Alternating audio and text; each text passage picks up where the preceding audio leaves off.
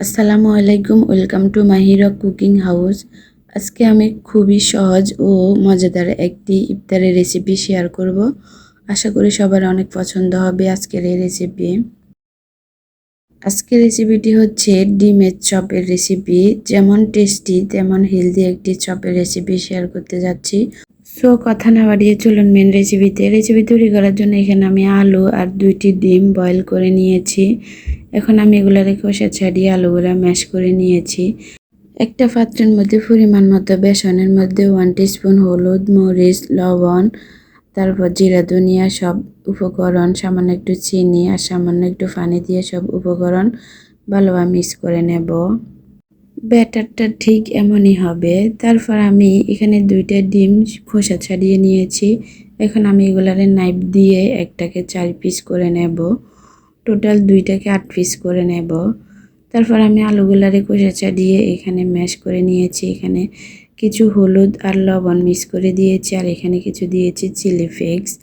এখন আমি সব উপকরণ এভাবে হাত দিয়ে মিক্স করে নেব। তারপর আলু কিছু হাতে নিয়ে এভাবে মাঝখান দিয়ে ডিমটা অ্যাড করব। তারপর এভাবে হাত দিয়ে এগুলারে ভালোভাবে ফোল্ড করে দেব। ডিমগুলা যেমন আলুর ভিতরে ঢুকিয়ে দেব, ডিমটা যেন দেখা না যায়। এভাবে হাত দিয়ে ঘুরিয়ে ঘুরিয়ে রোলের মতো করে নিতে হবে। সেম প্রসেসে আমি সবগুলো রেডি করে রাখবো। তারপর আমি কড়াইতে পরিমাণ মতো তেল গরম করতে দিয়েছি আর গরম তেলের মধ্যে এখানে আমি বেসনের মধ্যে শুরুতে চপটা এভাবে চুবিয়ে তারপর গরম তেলে অ্যাড করে দেব।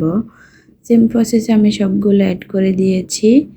এখন আমি কিছুক্ষণ ফ্রাই করে 2-3 মিনিট পর 5 মিনিট পর আমি এগুলারে উল্টিয়ে দেব।